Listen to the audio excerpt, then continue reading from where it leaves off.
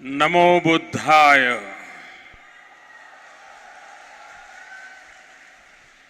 नेपाल के प्रधानमंत्री सम्माननीय श्री शेर बहादुर देउबा जी, आदरणीय श्रीमती आरजू देउबा जी,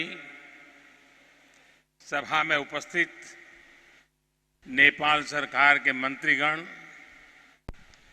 बड़ी संख्या में उपस्थित बौद्ध भिक्षु एवं बौद्ध धर्मावलंबी, विभिन्न देशों से पधारे गणमान्य अतिथिगण, देवी और सज्जनों, बुद्ध जयंती को पावन अवसर में यह सभा में उपस्थित यहाँ हरू सबैलाई संपूर्ण नेपालवासीहरूलाई र विश्वका सबै श्रद्धालु जनलाई लुम्बिनीको पवित्र भूमिबाट बुद्ध पूर्णिमाको धेरै धेरै शुभकामना।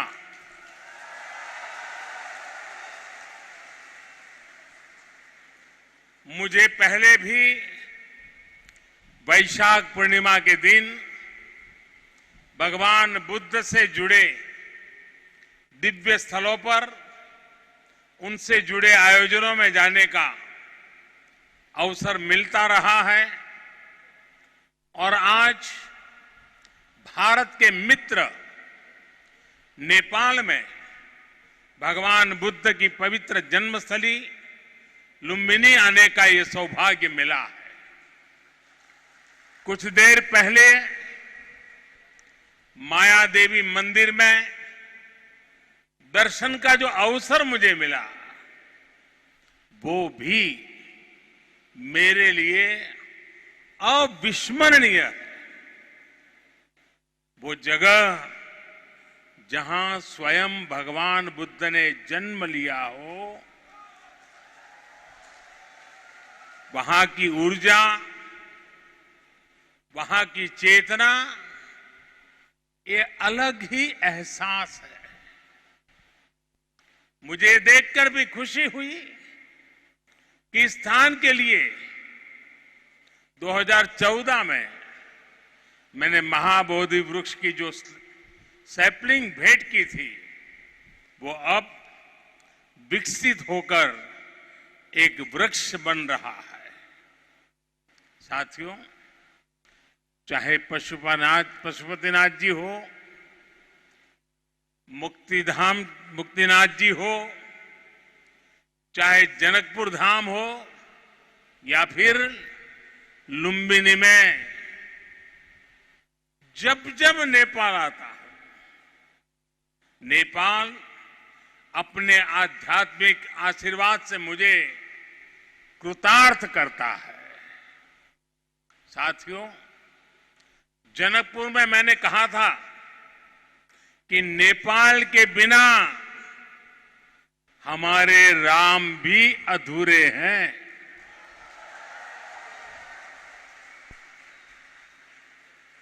मुझे पता है कि आज जब भारत में भगवान श्री राम का भव्य मंदिर बन रहा है, तो नेपाल के लोग भी उतना ही खुशी महसूस कर रहे हैं। साथियों, नेपाल यानी दुनिया के सबसे ऊंचे पर्वत सागर माथा का देश। नेपाल यानी दुनिया के अनेक पवित्र तीर्थों, मंदिरों और मठों का देश। नेपाल यानी दुनिया की प्राचीन सभ्यता, संस्कृति को सहेज कर रखने वाला देश। नेपाल आउँदा मलाई कुनै राजनीतिक भ्रमण भन्दा अलग एउटा छठे आध्यात्मिक अनुभूति हुंज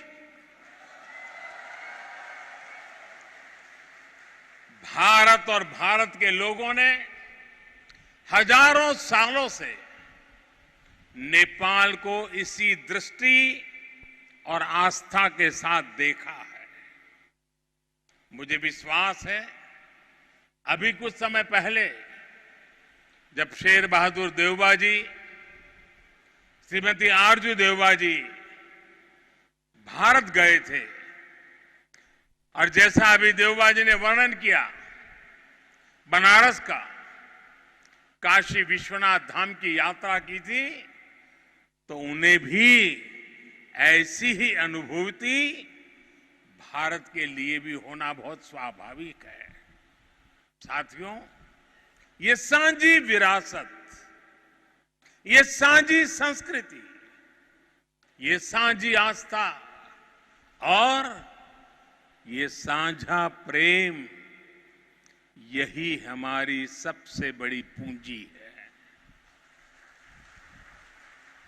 और ये पूंजी जितनी समृद्ध होगी, हम उतने ही प्रभावी ढंग से साथ मिलकर दुनिया तक भगवान बुद्ध का संदेश पहुंचा सकते हैं, दुनिया को दिशा दे सकते हैं। आज जिस तरह की वैश्विक परिस्थितियां बन रही हैं, उसमें भारत और नेपाल की निरंतर मजबूती होती मित्रता, हमारी घनिष्ठता संपूर्ण मानवता के हित का काम करेगी। और इसमें भगवान बुद्ध के प्रति हम दोनों ही देशों की आस्था, उनके प्रति असीम श्रद्धा हमें एक सूत्र में जोड़ती है, एक परिवार का सदस्य बनाती है। भाइयों और बहनों, बुद्ध मानवता के सामूहिक बोध का अवतरण है। बुद्ध बोध भी है और बुद्ध शोध भी है, बुद्ध विचार भी है और बुद्ध संस्कार भी है। बुद्ध इसलिए विशेष हैं कि उन्होंने केवल उपदेश नहीं दिए, बल्कि उन्होंने मानवता को ज्ञान की अनुभूति करवाई। उन्होंने महान वैभवशाली राज्य और चरम सुख सुविधाओं को त्यागने का साहस किया। निश्चित रूप से उनका जन्म किसी साधारण बालक के रूप में नहीं हुआ था, लेकिन उन्होंने हमें यह एहसास करवाया कि प्राप्ति से भी ज्यादा महत्व त्याग का होता है। त्याग से ही प्राप्ति पूर्ण होती है। इसलिए वो जंगलों में विचरे, उन्होंने तप किया, शोध किया। उस आत्मशोध के बाद जब वो ज्ञान के शिखर तक पहुंचे, तो भी उन्होंने किसी चमत्कार से लोगों का कल्याण करने का दावा कभी नहीं किया, बल्कि भगवान बुद्ध ने हमें वो रास्ता बताया जो उन्होंने खुद जिया था। उन्होंने हमें मंत्र दिया था, अप्पदीपो भव भिक्खवे, अप्पदीपो भव भिक्खवे, परीक्ष भिक्षवो, ग्राह्यम मद बचो न तू गौरवाद। अर्थात अपना दीपक स्वयं बनो, मेरे वचनों को भी मेरे प्रति आदर के कारण ग्रहण मत करो, बल्कि उनका परीक्षण करके उन्हें आत्मसात करो। साथियों, भगवान बुद्ध से जुड़ा एक और विषय है, जिसका मैं आज जरूर जिक्र करना चाहता हूं। वैशाख पूर्णिमा का दिन लुम्बिनी में सिद्धार्थ के रूप में बुद्ध का जन्म हुआ। इसी दिन बौद्ध गया में वो बोध प्राप्त करके भगवान बुद्ध बने और इसी दिन कुशीनगर में उनका महापरिनिर्वाण हुआ। एक ही तिथि, एक ही वैशाख पूर्णिमा पर भगवान बुद्ध की जीवन यात्रा के ये पड़ाव केवल संयोग मात्र नहीं था, इसमें बुद्धत्व का वो दार्शनिक संदेश भी है जिसमें जीवन, ज्ञान और निर्वाण तीनों एक साथ है, तीनों एक साथ जुड़े हैं। यही मानवीय जीवन की पूर्णता है और संभवतः इसीलिए भगवान बुद्ध ने पूर्णिमा की इस पवित्र तिथि को चुना होगा। जब हम मानवीय जीवन को इस पूर्णता में देखने लगते हैं तो विभाजन और भेदभाव के लिए कोई जगह नहीं बचती। तब हम खुद ही वसुधैव कुटुंबकम की उस भावना को जीने लगते हैं जो सर्वे भवन्तु सुखिनः से लेकर भवतु सब्ब मंगलम, भवतु सब्ब मंगलम के बुद्ध उपदेश तक झलकती है। इसलिए भौगोलिक सीमाओं से ऊपर उठकर बुद्ध हर किसी के हैं, हर किसी के लिए है।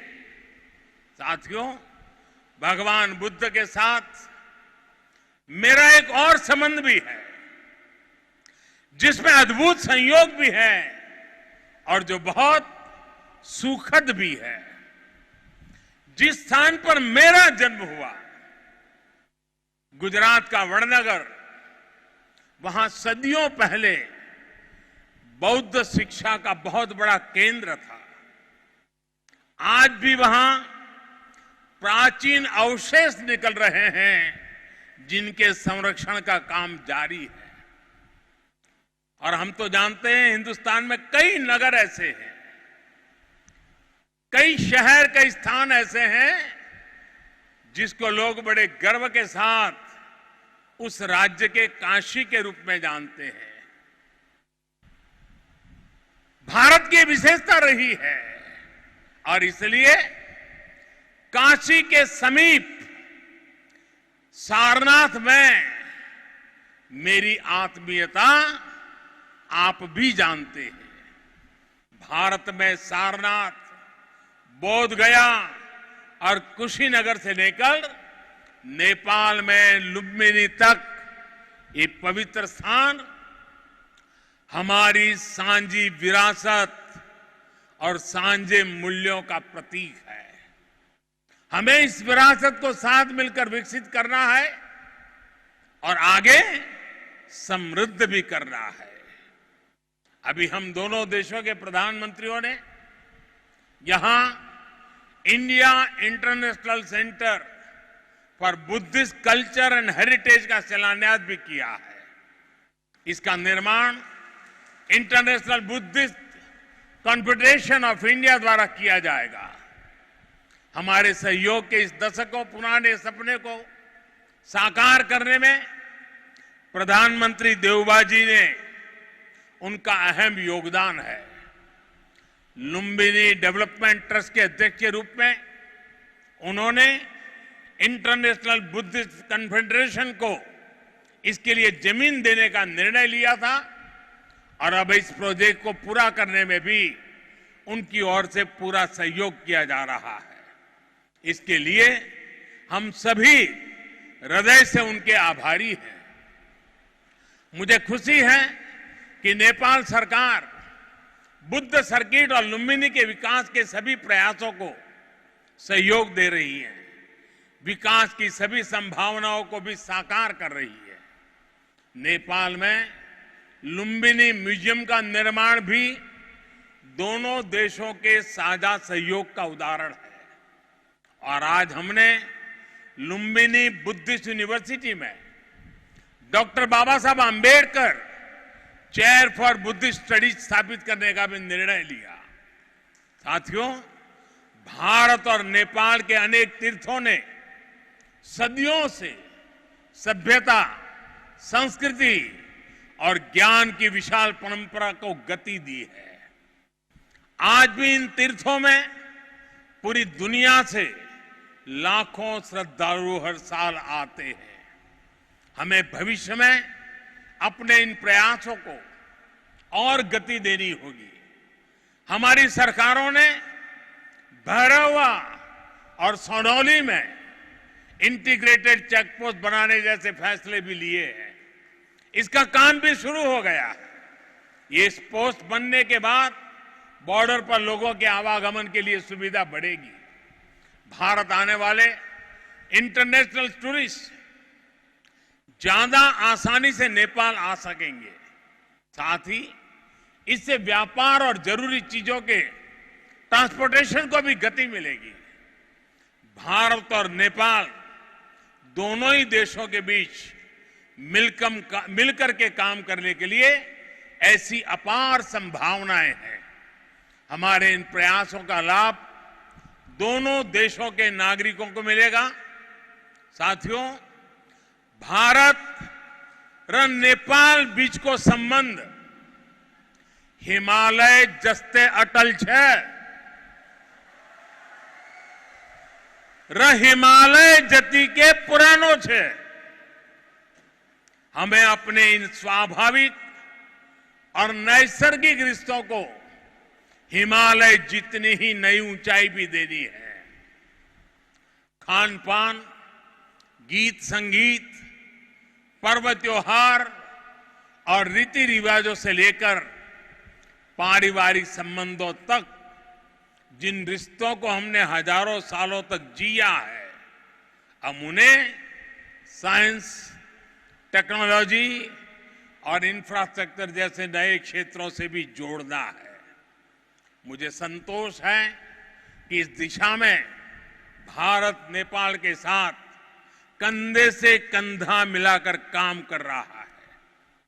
Lumbini Buddhist university, Kathmandu university और त्रिभुवन यूनिवर्सिटी में भारत का सहयोग और प्रयास इसके बड़े उदाहरण हैं। मैं इस क्षेत्र में अपने आपसी सहयोग के विस्तार के लिए और भी कई बड़ी संभावनाएं देखता हूं। हम इन संभावनाओं को और भारत नेपाल के सपनों को साथ मिलकर साकार करेंगे। हमारे सक्षम युवा सफलता के शिखर पर बढ़ते हुए पूरी दुनिया में बुद्ध की शिक्षाओं के संदेशवाहक बनेंगे। साथियों, भगवान बुद्ध का कथन है, सुप्प बुद्धम प्रभज्जन्ति सदा गौतम सावका एसम दिवाच रत्तो च भावनाए रतो मनो। अर्थात जो हमेशा मैत्री भावना में, सद्भावना में लगे रहते हैं, गौतम के वे अनुयायी हमेशा जागृत रहते हैं। यानी वही बुद्ध के वास्तविक अनुयायी हैं। इसी भाव को लेकर आज हमें पूरी मानवता के लिए काम करना है। इसी भाव को लेकर हमें संसार में मैत्री भाव को मजबूत करना है। भारत और नेपाल बीच को मित्रता ले यस मानवीय संकल्प लाई पूरा कर यसई गरी मिलेर काम गरी हने कुरामा मलाई पूर्ण विश्वास है। इसी भावना के साथ आप सभी को एक बार फिर से वैशाख पूर्णिमा की अनेक अनेक शुभकामनाएं। नमो बुद्धाय, नमो बुद्धाय, नमो बुद्धाय।